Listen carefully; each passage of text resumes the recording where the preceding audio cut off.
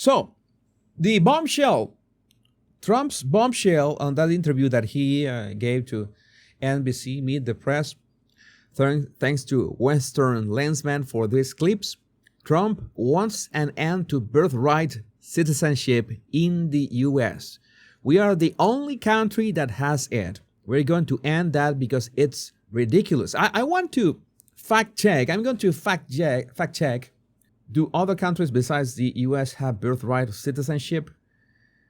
Yes, several countries offer unrestricted birthright citizenship, meaning that any child born on their soil automatically becomes a citizen regardless of the parent's nationality or immigration status. Some of these countries include, well, a lot. But let's hear his actual words. Let's hear his actual words. Let me ask you about some of your other promises on this topic. You've promised to end birthright citizenship on day one. Is that still your plan? Yeah, absolutely. The 14th Amendment, though, says that, quote, all persons born in the United States are citizens. Can you get around the 14th Amendment with an executive act? Well, notice that two things. When he answers that question, I mean, he does that in the most nonchalant way. That he's gonna do it. He's gonna do it. Is that still your plan? Yeah, absolutely. The 14th Amendment. Yeah, absolutely. There's no change in pace. There's no change in anything. That he's gonna do it. But there's a amendment, the 14th Amendment, that says that, quote, all persons born in the United States are citizens. Can you get around the 14th Amendment with an executive action? We're going to have to get a change. We'll maybe have to go back to the people, but we have to end it. We're the only country that has it. Through an executive. We are the only country that has it? Well, no. Because, well, I'm seeing a huge... I knew Canada, Brazil, Argentina, Mexico, Chile, Uruguay, Venezuela, Ecuador, Peru, Cuba, Jamaica...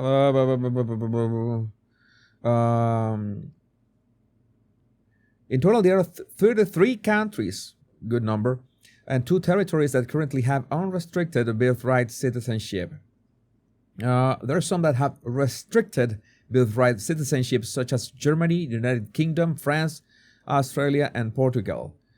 And it's worth noting that birthright citizenship is more common in North and South America than in other parts of the world. This is believed to have roots in colonial times when European countries established some lenient citizenship policies to encourage population growth in their New World settlements. So, no, the United States is not the only one. Through an executive action? You know, we're the only country that has it.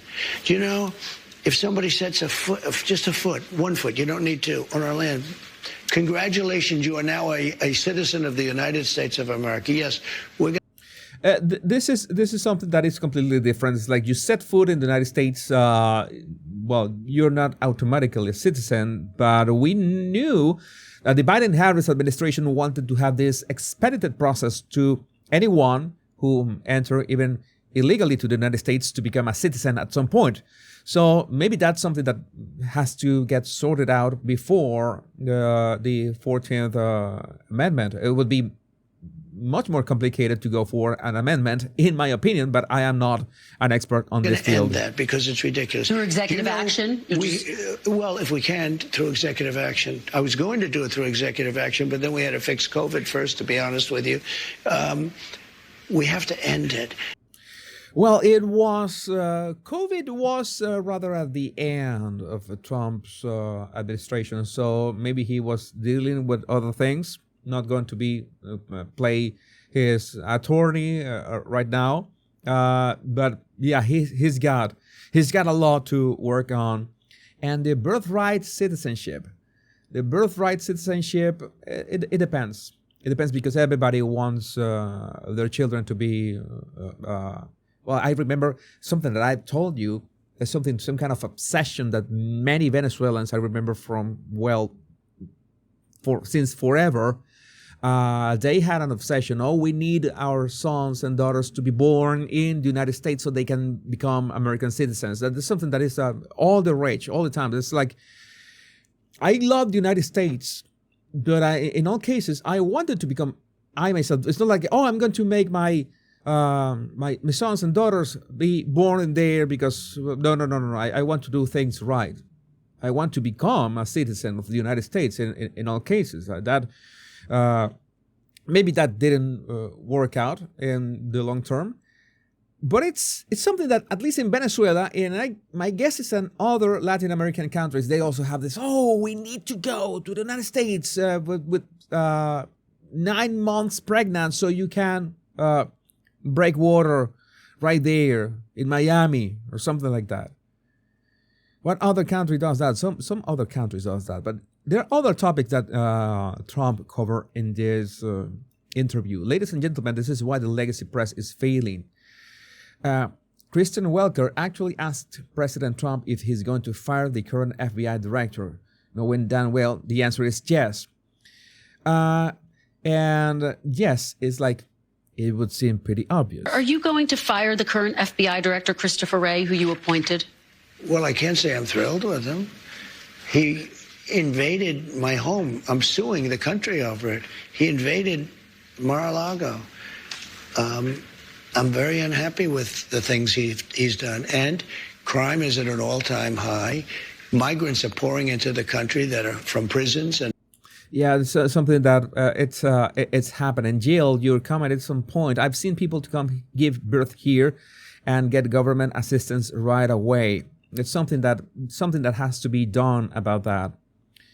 That has to be done about that. Yes, it is an obsession of rich Latino people, maybe not so rich as well. I'm going to go out on a limb here and say that it's not only rich Latino people that want their babies to be born in the United States. From mental institutions, as we've discussed. I can't say I'm thrilled. I don't want to be Joe Biden and give you an answer and then do the exact opposite. We're going to talk about that. So I'm not going to do that. What I'm going to say is I certainly cannot be happy with him. You take a look at what's happened. And then when I was shot in the ear, he said, "Oh, maybe it was shrapnel." Where's the shrapnel coming from? Is it coming from heaven? I don't think so. Yeah, that was a low blow. Oh, maybe it was shrapnel. We analyzed that video, and finally he took that back. But Ray said it. Ray absolutely said that, and that was despicable because everybody knew.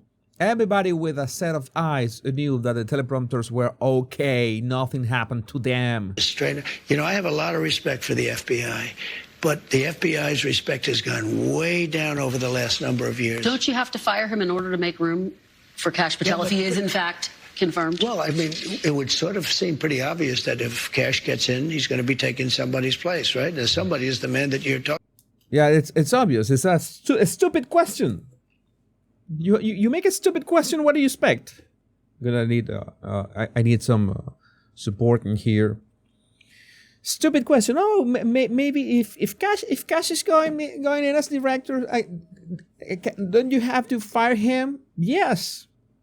It is a why. Why are you making that sort of questions when you know the answer? And then we have this clip.